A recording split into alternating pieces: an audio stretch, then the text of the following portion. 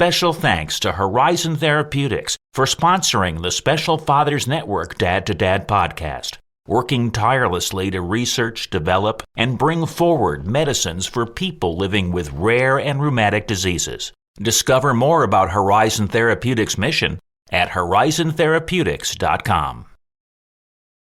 Kids, they don't care about how much stuff you have. They don't care about anything more than just being with you. And it doesn't cost money. We're talking about going for a bike ride or going fishing or going for a walk or just playing a board game or watching a movie. They just want you. And so that's the thing that I would say to fathers. Make sure that you're present, make sure you're engaged, and make sure that you're consistent. That's our guest this week, Stewart Perriliat, former Marine Sergeant, head of Perrilliat Enterprises, author, an ordained minister, and founder of Man2Man Urban Youth Advocates. Stewart is a man on a mission to make dads be better dads. Whether they're incarcerated or just needing that extra push, Stewart and his team help men be better men. It's an inspiring story and one we'll hear this week on the Special Fathers Network Dad to Dad podcast. Say hello now to our host, David Hirsch. Hi, and thanks for listening to the Dad to Dad podcast, Fathers Mentoring Fathers of Children with Special Needs, presented by the Special Fathers Network. The Special Fathers Network is a dad-to-dad mentoring program for fathers raising children with special needs. Through our personalized matching process, new fathers with special needs children connect with mentor fathers in a similar situation. It's a great way for dads to support dads. To find out more, go to 21stcenturydads.org. And if you're a dad looking for help or would like to offer help, we'd be honored to have you join our closed Facebook group. Please go to facebook.com/groups and search Dad to Dad. Now let's hear this incredible conversation between David Hirsch and Stewart Perriliat. I'm thrilled to be talking today with Stewart Perriliat of Santa Rosa, California, who's the father of three, a former U.S. Marine Sergeant, founder and CEO of Perrilliat Enterprises, a general contracting and engineering firm, an author, ordained minister, and founder of Man2Man Urban Youth Advocate. Stewart, thank you for taking the time to do a podcast interview for the Special Fathers Network. Thank you, David, for having me. You're the father of three, Jessica, 34, Stewart Jr., 18, and Destiny, 15. You are also a single dad for the better part of 8 years before remarrying more recently. So let's start with some background. Where did you grow up? Tell me something about your family. Yes, I grew up in East Oakland, California. I am the youngest of three boys. My mom is from the South, from Pensacola, Florida. And my father is from Berkeley, California, whose family migrated from New Orleans. So the Perrilliat name that you have comes from New Orleans. It's Black and French. So my grandfather was from France, lived in New Orleans, and that's how my family came to California. Excellent. So how long did you stay in Oakland, and then when did you leave? I stayed in Oakland all the way until 3 days after high school, and then I moved up to Washington State to attend college, but I wanted to learn my way around Seattle, Washington before attending school. I attended school, from that point, just a year, and then I went into the Marines, came back to Oakland, and at that time, Oakland was the murder capital, and so it was a lot of killings, a lot of drugs, and I just felt like I needed to get out of that environment. Yeah, well, thanks for sharing. We'll come back to that. Out of curiosity, what did your dad do for a living? My dad was a warehouseman. He worked in a warehouse and drove forklifts. And is he still with us? No, my dad passed away 10 years ago.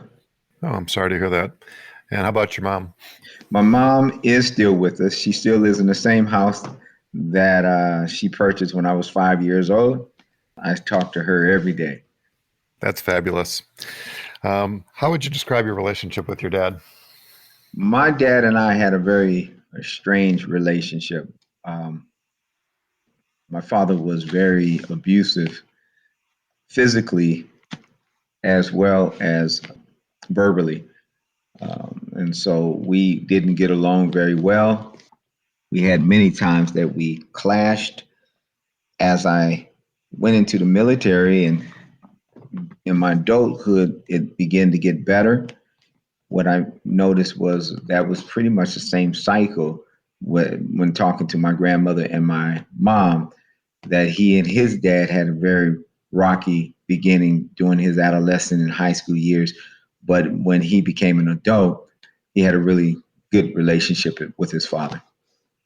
So I didn't have a really good relationship with my father, but I can say before he left, he and I had reconciled some things, and I was able to tell him about, what has happened and how that had affected me as a child. Yeah, well, thanks for sharing. I appreciate your transparency.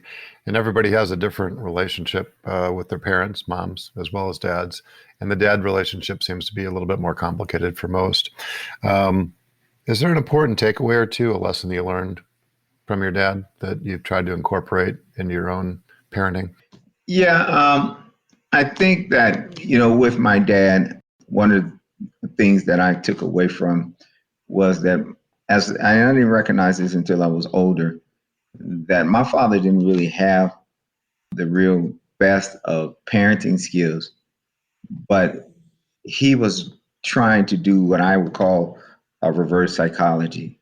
And I think my dad, and I tell you why I say that, he would do the opposite and say the opposite about me to want me to do better than he did. And so he would tell me that I'm not going to be anything, you're useless, or, certain things like that. But he really was trying to say, you know what, I want you to be better than me. But he didn't know how to say that. So he will push me the other way to make me do the opposite. You know what I'm saying? Oh, yeah, I get it. Yeah. Yeah. So, one of the things that, for example, he would stress the fact of having a friend, that everybody's not your friend, and that he only had one good friend. And, you can't call everybody your friend, and you can't, trust everybody, but you got to have one person that, is for your best interest. And that was my father's training to me, very militant, even though he's never been in the military. I can give you this real quick story. When I went into the Marines and I was in boot camp, it was not culture shock for me. It was actually what my dad did every day, so I would see other people, I would hear them, really panicking and going off. But for me, I was like, this feels like home, throwing stuff, garbage cans, hollering and screaming, so he prepared me for that. I don't know if he knew that, but, my dad was a really tough type of guy, and he raised tough boys. Yeah, well, you can only look back and realize that you can't connect the dots looking forward. There's the intended message, and then there's the unintended message. That's the way I think about it. And, it sounds like he was a character, if you'll allow me to say that. He was challenging you, right? In maybe an unorthodox way, of parenting, but, that reverse psychology, right, was a way of challenging you to prove him wrong. I agree. And maybe that was some of the rocket fuel that you had in your veins, right, that you took into the military, and you realized that, hey, inadvertently, he had prepared you, for more difficult or challenging situations, like I assume serving the Marines. Yes. Must have been a pretty challenging situation to get through boot camp. So thank you for sharing. I appreciate it.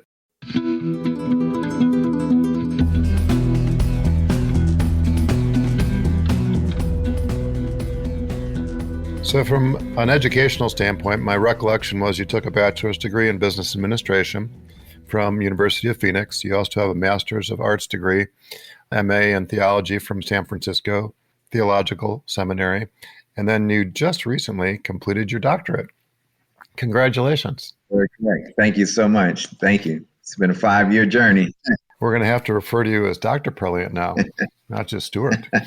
Thank you. I love it. Well, my observation is that you have innate curiosity, right? And you've been able to nurture that, over your lifetime, which is really important, that we are lifelong learners, right? I think it's an important message to send to your children and those that, you mentor, right? That you're a role model to. So my hat's off to you. Thank you. But along the way, you did some ministry work, and I want to focus on that because you started working with street people. That's your word, not mine, back in the mid-90s. And I'm wondering, what prompted you to do that? It's, I didn't plan on it, I'll tell you, David. I was dating a woman, and they went out for outreach, and she invited me. And I said, sure, I'll go out, because I'm with her and we did a lot of things together. And I found that was a natural thing, me being able to relate to homeless people, to people that didn't fit into society. I mean, and I was preaching to them as if this is something that I had done all my life. Let me just back up. After the first day that I went out with them, about 2 weeks after that, the woman who was over the ministry actually told me that she thought that I should be over this ministry. And that she was going to step down and I take over. She wasn't going to leave the ministry. She just thought that I would be better at it than her. And I mean, that was a God thing, because I didn't know that was what I was good at, which really actually paves, this conversation, David, to how I even got into doing the work that I do now with men, because that is what opened up the door, that I saw that there was a gift here for men and for fathers. So what was the name of that program way back when? I renamed it. It was called the Harvest Outreach Ministry. It was Maranatha Evangelism Team, but evangelism scared people because they thought that they needed to. You'll be surprised, just words, Oh, yeah. And so when people heard evangelist, that means that I have to be a preacher, I have to be a minister, I have to know the Bible. Somebody's going to ask me something that I don't know. And so it was very intimidating for them. But when we changed the name to Harvest Outreach, then they was like, I think I can do that. And so that really actually expanded that team from about 5 people to about 50. Oh, wow. That's fabulous. So when you say street people, give me a sense for the demographics of the group of people that you're working with. Okay, so there was a lot of people that lived in remote areas. They lived on the streets. They lived on the freeways. They lived on the sides of freeways where there would be woody areas. They had tents back in those areas. They lived in creeks. They had mental health issues. They had substance abuse issues. And they were just people that you would find in a survival mode. They didn't have a place to stay. Every day they were surviving just to eat. Some were living in not even tents, but cardboard boxes, or, digging out of garbage cans to eat, so they were really living way beyond the poverty level. Yeah, that's pretty incredible. And I guess it's more of a phenomena that you would have people in California living like that year round, as opposed to northern climates, right? Where it's, pretty harsh, right? If you don't have a place to go. And I really admire the work that you were doing as a younger guy, because, you would have been just a young dad during a good part of this experience, right? So you're married, you have a daughter, and, you're spending a fair amount of time, reaching out to other people. So, that's not typical, right? That somebody would have that as a calling. And when did you realize that it was a calling for you? I think I realized it was a calling for me when the Lord put this dream in me. And it was a dream that we were going up a hill one day, and it was 3 guys, and they were talking, and they were saying, we can't reach this guy, Stewart, but you can. And I'm like, well, why do you think I can and you can't? And it's like, because I believe this is what you're supposed to do. And then there would be other times when we would go out and minister, and, these individuals would try to win these people to Christ, and they couldn't. And then they would go with me, and they will see the same people they tried to win in 2 minutes. I can win them. If God gave me that gift. I mean, for example, I remember one time we was at a bus stop, and I was trying to talk to someone and they didn't want to talk to me. I said, well, I tell you what, how about you and I have a conversation until the bus comes? Whenever the bus comes, the conversation ends. And they said, okay. And we was having this conversation, and I started asking questions about common grounds. Do you have any kids, or where you from? What team do you like? Just to open up the conversation. And finally, this individual gave their life to the Lord. And this was like in a minute, maybe about 10 minutes. And the bus was coming right when I was leading them to Christ, And so that is, I think that would tell you right there. If you didn't know that you were called, that is a full sign that says, this is a special gift that I have, Yeah, well, that's an amazing story. Thank you for sharing. And I'm assuming that it's not one size fits all. It's not like you have one way of doing what it is that you're referring to, right? You have to sort of size the situation up very quickly and find a common point of connection and try to figure out not how to, shovel the medicine down somebody's throat, but to open up their mind, right?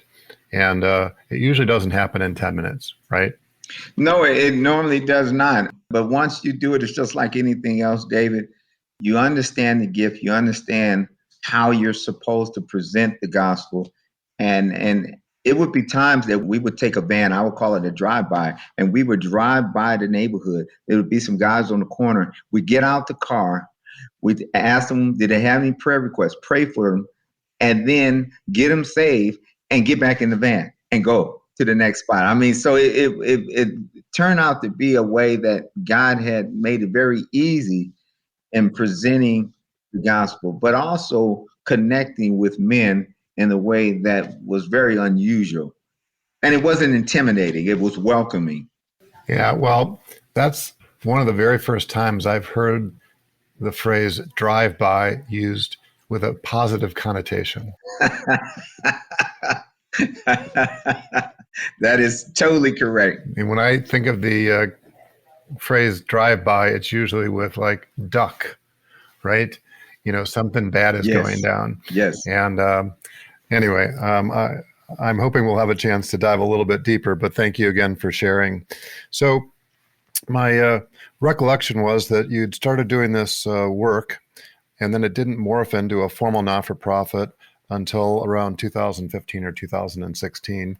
And I'm wondering, what was it that prompted you to go from just doing this work to incorporating and trying to do this in the name of a not-for-profit? Well, I actually started it in 2007, David, and it was at Ohlone College. And a friend of mine asked me to work with the basketball players. And, they weren't graduating. She asked me to mentor them. And she actually came up with the name Man2Man. And she had funding at that time for us to hold these sessions, have dinner. These individuals were from all over the world. They were from Africa. They were from Philadelphia, Chicago, New York. And we just had a conversation, and the conversation was very organic. It was a conversation that you could tell was not rehearsed, but the individuals that were participating were very genuine. And at that point, I was thinking, that's really what I'm called to do, is really actually reach men. And so in 2016, it became a nonprofit. Our nonprofit is Man2Man Urban Youth Advocate. So I'm thinking that our goal is really actually to reach the youth, until I did the research, as you and I have discussed. And that's when I found out that it wasn't the youth. The youth was only a byproduct. The fathers was the issue, the root cause. And that's where Man2Man became more father friendly and really teaching all the aspects of fatherhood along with the issues that men struggle with. We'll be back with more of the conversation on the Special Fathers Network Dad to Dad podcast in just a few moments. But first, this quick message. Please help 21st century dads gather research on families raising children with special needs by having them complete the Special Fathers Network Early Intervention Parents Survey. A link to the survey can be found in the show notes. As a token of our appreciation, each person, mom or dad, who completes the survey will receive a Great Dad coin. Thank you. Now, back to the conversation. From some humble beginnings and over a 9-year period of time, it morphs into a more formal organization with a variety of programs. And I'd like to run through the programs briefly. I've identified 5, and I think your website is fabulous. Thank you. Fatherhood courses. What are those, and who's taking those courses? So we have collaborated with some organizations in Oakland. One of them is called the Cypress Mandela Training Center, which is an apprenticeship program for men. We teach conflict resolution, we teach men and emotions, and we teach a emotional intelligence class. But those participants are also fathers, but not all of them are fathers. So we take the ones that are fathers and we teach them the fatherhood classes on a Saturday. San Quentin State Prison is another one that, we were helping fathers while they were incarcerated, teaching them how to be engaged in their children's life while still being incarcerated, showing them how to write letters, showing them empathy and love and how to communicate. And so we have San Quentin, we have Cypress Mandela Training Center, and we have some other organizations that we collaborate. So a lot of these nonprofit organizations are very good at what they do as far as the reentry program or a church that has a men's program. But the one piece that they're saying that they're missing is that fatherhood component. They're saying, you know what, we don't have that fatherhood component and we know we need it. And so would you be willing to collaborate with us? And so it's not like a standalone, David. It's more like a collaboration with many organizations. And I always say, I think our program helps enhance other programs, that are missing this fatherhood piece. That's fabulous. So is there a multi-week curriculum, the standard course or courses? What does it look like? So for the Cypress Mandela Training Center, it could be a 16-week program, and then we would teach for 3 weeks, men and emotions, and then we'll teach another, I guess it would be 4 weeks for the men and emotions, and then we'll go right into the conflict resolution class, and that would be a 6-week program. Now, all of these classes, David, feeds on each one of them. So, and sometimes they overlap, but what they all are doing is teaching them, one, how to reach out and have that emotional component that they have cut off. Well, it's being more vulnerable, being more transparent, being able to express how you feel, being able to effectively communicate, being able to effectively listen, and to recognize miscommunication, because as we know, miscommunication leads to conflict. And so we use that in the context of, let's say if it's a father and the mothers are not together and you guys are not on the same page, well, how can you communicate to be on the same page? Well, you want to be able to first listen to what the person says, be able to reiterate, and then be able to communicate with them, not because you're, trying to be in a relationship with them or, that anything about that. The common ground here is that you all have something in common and you want to be able to work together in raising that child, whether it's a boy or a girl or whatever. And so these classes, like I said, they build on each other, but they help in many aspects of the developmental process of really helping these young men in pieces that they lack because they didn't have fathers. Yeah, well, I was going to ask you that question, which is, do you poll them at the beginning to get a sense for that issue? Like by a show of hands, how many of you grew up in father-absent homes? Oh, yes, that is definitely a question. I mean, I've done this for so long, David, that I already know what the answer is, but I still give them an opportunity to share with me because I could be wrong. But I can say more than about 90% of those classes didn't have fathers. And then we can start talking from there. That would be the baseline to say, hey, look, okay, now we understand that you didn't have a father. How did that impact your experience of you being incarcerated? Mm-hmm. You not having a father, how did that interfere with you having bad relationships, but making bad decisions, being on substance abuse, drinking, or whatever the situation is, because that plays a major part. And they don't see it, David, until we start talking about it. That's why the Men and Emotions class is so important, because without that class, they're not going to be able to open up to you. But what you do is you allow them to be in a safe environment, letting them know that it's okay to be transparent. It's okay to be vulnerable. It's okay to express yourself. It's also okay to cry, and now they feel safe. They open up, and then they start telling you about their relationship with their dad, how it affected him, how it impacted him, the decisions that they made, why they made those decisions. And then we can build on that. Yeah, I love it. And what I heard you say, if I can paraphrase, is that you're like showing them a blind spot that they have. Absolutely. Right? Something that they were unaware of, right? You've helped them put things in perspective. They have a framework now, right, for better understanding how they got to where they are. And most of us dads, want the best for our kids. And, if you didn't have a good father role model, it's a little bit more difficult to be a good dad, right? Because you've had to get those skills or develop those skills somewhere else. Not impossible, but just one more obstacle to overcome. So those are the fatherhood courses. And then another program is the Overcoming Man program. And what is that about? So the Overcome Man program is really actually showing them what it means to be a man. What are some of the characteristics and attributes of being a man? Now, mind you, David, a lot of these men have grown up without fathers.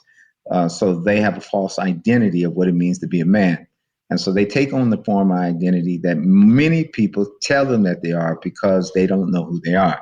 For instance, you grow up in an area and it's drug infested and they selling drugs, and guys tell them, man, you're the shot caller, man. You're the one who you're a drug dealer, man. And so they don't know who they are, and they like that because it gives them some kind of recognition. And so it's like, yeah, I'm a drug dealer, or man, you're a killer, man. You're a killer. Yeah, I'm a killer. Or, I'm a pimp. And so they take on this false identity because they don't know who they are. And so overcoming this stereotype of what society says what a man is, we start telling them what a real man is and start showing them the characteristics of a man. A man is being responsible. A man is a provider. A man is a person who's not afraid to express how he feels. A man is a person who's humble and just everything opposite than what society says what the characteristic of a man is. I love it. Thanks for sharing. So a third program is something you've created an acronym around. The acronym is FAST, which stands for Fatherhood Advocacy Support Training. And what's that about? Now, that's just our complete fatherhood program. I mean, it's all fatherhood. We've created our own curriculum, but we also work with the National Fatherhood Program Institute. This is really actually asking questions about how you engage with your children, what do your children talk about, how do you hug your kids, what was your relationship with your father, what was the relationship growing up with your mother and your father, or if you had not had a mother, how did that make you feel?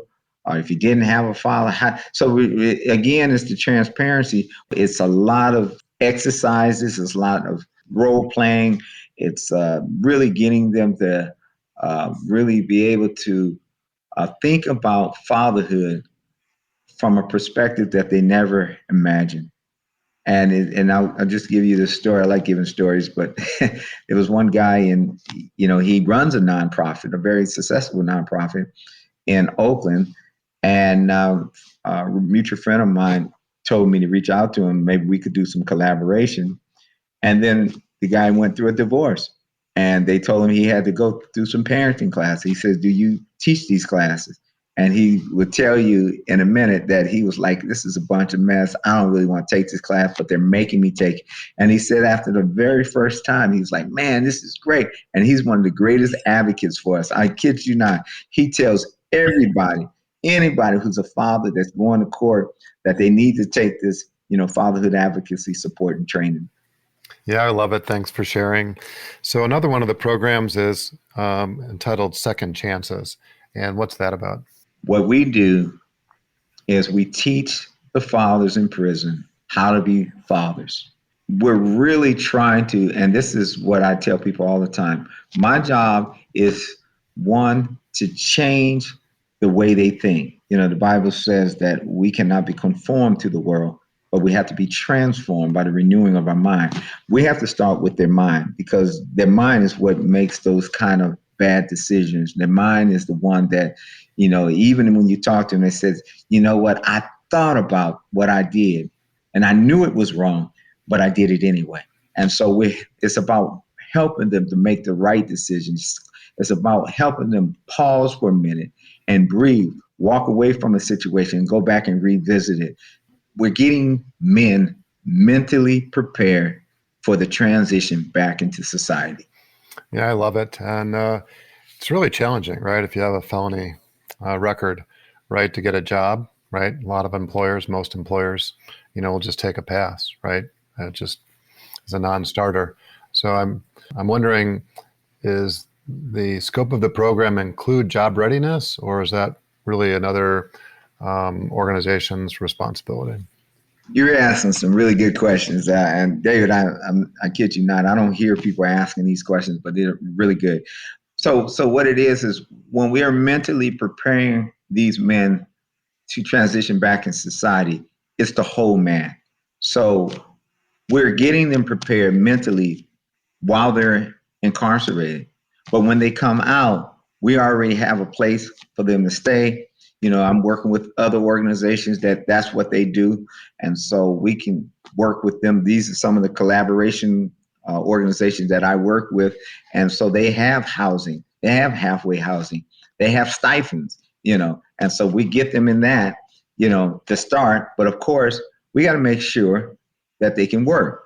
So then now we have the apprenticeship program, giving them skills in carpentry, electrical, plumbing, mason, cement masonry. And now watch this. This is a 16-week program. They leave that program and then they can go work for PG&E, which is Pacific Gas and Electric, or they can go work for BART, or they can go work for Lawrence Livermore Laboratory. Now watch this, David. They're not making minimum wage. These guys are making like $50,000 a year. And the people that hires them know that they're felons. Wow. So they're taking a chance on them. I love that. Yeah. So this is the thing that I tell you, that we're really trying to make a difference to the point that everybody's going to be successful. The only way that you're not going to be successful is because you don't want to. Yeah, well, there are a lot of guys that are getting their own way, right? They just can't get out of their own way, I should say. And that's unfortunate. But, it seems like you're giving them all the opportunities that somebody could possibly want to succeed, right? And then it's up to the individual, to want to make that happen. So my hat's off to you. Thank you. So there's another aspect of what you do, which is, can we have a conversation? And I'm wondering, where did that start and how has that transpired? Can we have a conversation right now? And the only difference is it's your show. and I'm being honest. I know you're laughing, but it's really how we started this program. I believe that the Lord put this on my heart years ago, because I was, really praying and crying out to the Lord and saying, I can't reach them. I don't seem like I can reach these guys. And I felt like the Lord told me, give them a platform where they can talk. Give them a platform where they can talk about stuff that they never talked about before. He says, because if you give them that platform, that would de-escalate violence. The only reason they're killing one another or shooting one another or having the violence is because they want to be heard. And so I came up with can we have a conversation? And they're not rehearsed conversations. They're not conversations that are it's raw. I mean, it's straight. We talk about everything and we don't hold back any punches, but it's not rehearsed. It's however I'm led to have this conversation, we have it as we go. And it's been very effective. And we talk about all subject matters. So you record the conversations. Are they both audio and video? They start off live on YouTube and Facebook, and then I transfer them over to our podcast show. That's fabulous. Well, I know that you've built up a pretty significant library, and there's a lot of really rich information there. I just commend you for creating this content, which has a shelf life. So if somebody didn't participate live, that's okay. They can go back and listen to one of the recordings or watch one of the videos. And that's the beauty of, podcasting or creating YouTube videos, is that they have a evergreen life. And I'm hoping from your lips to God's ears that, that information will continue to provide people with inspiration and continue to transform people's lives. Thank you. Thank you, David. I'm thinking about advice, and I'm wondering if there's some advice you can share with parents, and I guess specifically dads, about being present. Okay, let's just put it this way, David, and most fathers can say this. There's no manual to fatherhood. There's no way that we can parent one size fit all. We have to be, one, consistent. Two, we have to be engaged. And three, we need to be present. If a father is engaged, if he's present, if he's consistent, that's half the battle, because kids want a father that's involved. Kids want to feel like, their father loves them. And even if they make bad mistakes, we're all going to make bad mistakes, but that's how you learn, by making mistakes. But as long as you can show that you're consistent, as long as you can show that you're present, and as long as you can show that you're engaged, you are 90% past the other stuff. Because, kids, they don't care about how much stuff you have. They don't care about anything more than just being with you. And it doesn't cost money. We're talking about going for a bike ride, or going fishing, or going for a walk, or just playing a board game, or watching a movie. They just want you. And so that's the thing that I would say to fathers. Make sure that you're present, make sure you're engaged, and make sure that you're consistent. Yeah, I love it. Thank you for emphasizing that. I'm wondering, is there anything else you'd like to say before we wrap up? No, I just like to say, I think fatherhood has been underrated because we don't talk about it much. But fatherhood, and I heard Dr. Blankenhorn, he said, the most destructive trend of our society today is fatherlessness. And he says in every country, fatherlessness is the root cause to 90% of our social ills. And I believe that if we can fix this fatherhood piece, we can heal this country and we can heal this world, because we can stop this teenage pregnancy. We can reduce it, I should say. We can reduce the incarceration and the high school dropouts and the human trafficking and the mental health issues and the suicides and the public health and the public safety issues, if we could just do this part right here. And when fathers understand that, and mothers, because some mothers will stop the fathers from being engaged, but they don't know how that's impacting their children and at what level. And so that's why it's important that fathers and mothers work together and find a way, even though they may not get along, but find a way to work together for the common cause of raising those children so that they can grow up to be productive and healthy. Yeah, I love it. Thank you for sharing. Let's give a special shout out to our mutual friend, Maurice Moore, for making the introduction. Absolutely. Maurice is a good guy, and I'm glad that he introduced me to you. But he said it. He said, once you meet my friend David, you'll know why I connected you. And it was great connection. And I pray that, we stay friends and that it won't stop with this podcast, but that we'll continue to do the work that we're doing. Yeah, well, Maurice and I go back about 25 years when he was at the Annie E. Casey Foundation in Baltimore. And, we hit it off, right? It was just like birds of the same feather, right? And They were an early supporter of what we had started back in Chicago, which was the Illinois Fatherhood Initiative. And we've maintained our friendship, over 2.5 decades. So I'm very grateful for that friendship and the one that he's introduced us. And I'm hoping that our paths will continue to cross. So if somebody wants to learn more about Man2Man Urban Youth Advocate or to contact you, what's the best way to do that? Well, they can contact us on our website. They can see if they want to read more about it. It's MAN, M-A-N, number 2, M-A-N dash UYA.org. U for urban, Y for youth, A is for advocate.org. Man2Man dash UYA.org. If you want to send us an email, we can be emailed at man2man, man, number 2, man at man2man-uya.org. We'll be sure to include those in the show notes so it'll make it as easy as possible for somebody to follow up. Stewart, thank you for taking the time and many insights. As a reminder, Stewart is just one of the dads who's part of the Special Fathers Network, a mentoring program for fathers raising a child with special needs.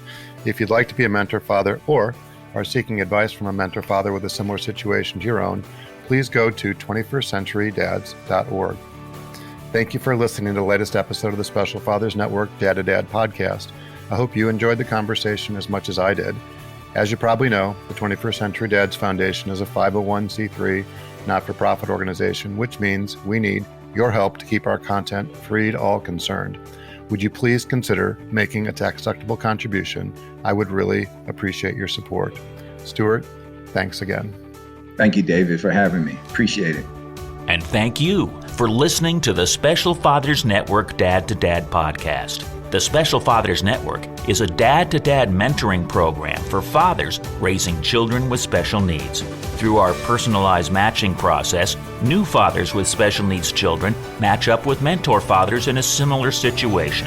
It's a great way for dads to support other dads. To find out more, go to 21stcenturydads.org. And if you're a dad looking for help or would like to offer help, we would be honored to have you join our closed Facebook group. Please go to facebook.com/groups and search Dad to Dad. Lastly, we're always looking to share interesting stories.